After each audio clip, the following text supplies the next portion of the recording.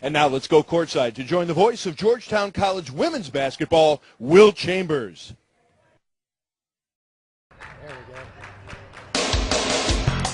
Davis Reed Alumni Gymnasium on the campus of Georgetown College, the venue once again for another conference doubleheader as the Tigers continue their second run through the Mid-South. In Central Kentucky today comes Pikeville and one of the premier players in the NAIA, Natera Hinton. From Georgetown, it's the 14-12 Pikeville Bears and the 16-9 Georgetown Tigers on the Tiger Sports Network.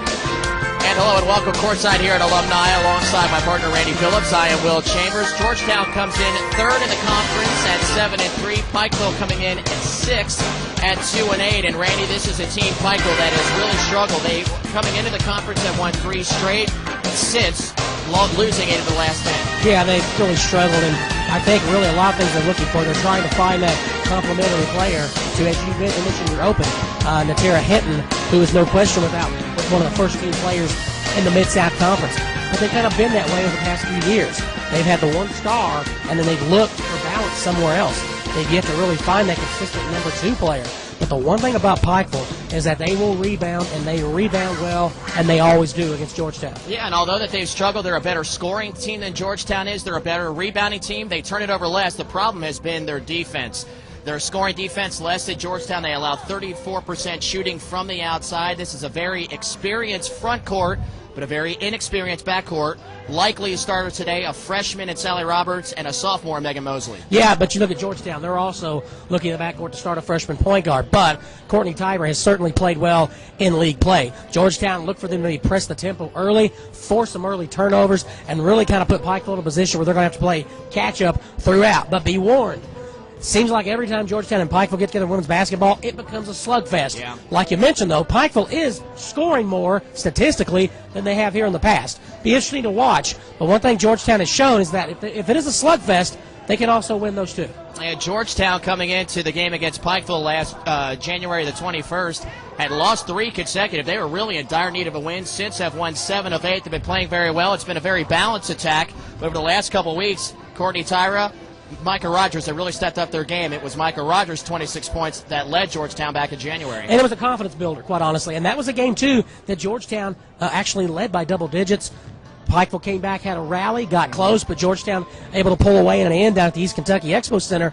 Will, the thing about it is, and we've talked about it before, the tough games, if you will, are over for Georgetown. They got Campbellsville out of the way.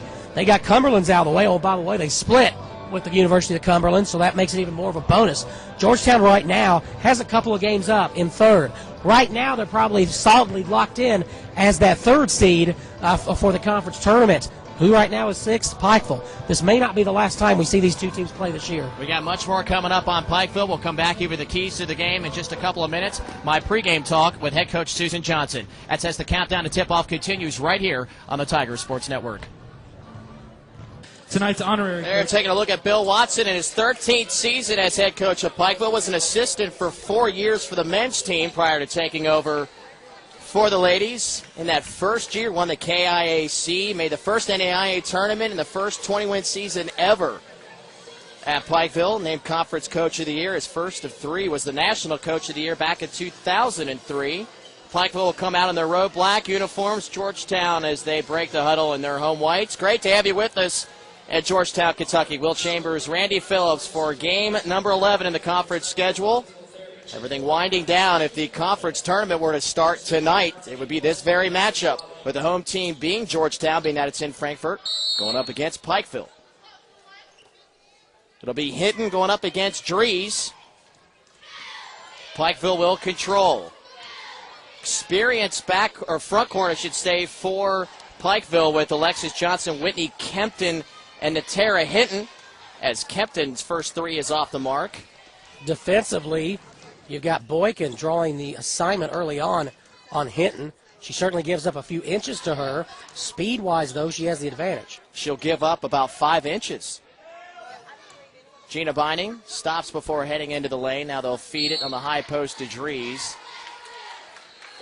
A 3-second violation called against Dries. You know, there's a look at future Hall of Famer Susan Johnson, the head coach at Georgetown, in her 30th season. Will be inducted in Jackson next month. Natera Hinton to Kempton, middle of the lane. Bailey had to go through 3 Tigers, almost had it stripped by Waddle. Hinton with an offensive rebound, can't get it to fall. Bailey can't, now Sloanham finally gets it for Georgetown. Now here comes Tyra. Lob down low for Micah Rogers, up and under, has it blocked by Kempton. Now here comes Megan Johnson. Bailey, fouled by Ashley Prince. Georgetown coming out of that timeout, Will shooting 80%. Pikeville 2 of 14 for 14%. Georgetown out rebounding Pikeville early on, 9-5.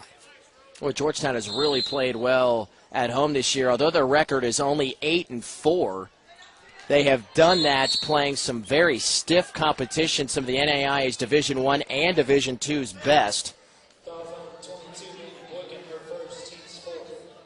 Played very well during the conference schedule here. Only losing the 1 game to Campbellsville. In fact, the only, 2 of their 3 losses came to Campbellsville. And, of course, the one down in Williamsburg. Jess Sloanham from about 17 feet out. Not quite her range, but she sure looked good right there. I was going to say, she didn't hesitate either. She just launched that thing as soon as she got in her hands. Obviously, the hot shooting of the Tigers is spreading to everybody tonight. Pikeville just 2 of 17 from the field. Micah Rogers has a tip, comes down to Boykin. She'll move quickly. The former track star at Cincinnati feeds it to the left. Micah Rogers pulls up and knocks it down. Everybody getting in on the fun here at Georgetown. The Tigers now lead 22-7 with under 10:40 left to play in the opening half. Yeah, Pikeville's just lost offensively right now, Will. They can't get it to, Hinton's not getting any touches, and this zone is really bothering them, although she got away with one there. She was so open, she missed it. Cross-court pass. Waddles 3. Short. Boykin had it volleyed back to her. She'll reset it. Mandy Boykin, 3rd in the Mid-South in field goal percentage at 50%. At number 1 is her teammate Emily Dries as Rogers steps back and buries a 3. 15th of the season for the sophomore from Corbin, Kentucky, and another timeout on the floor as we get past the halfway point in this first half, and Georgetown extends their lead to 18 here at home.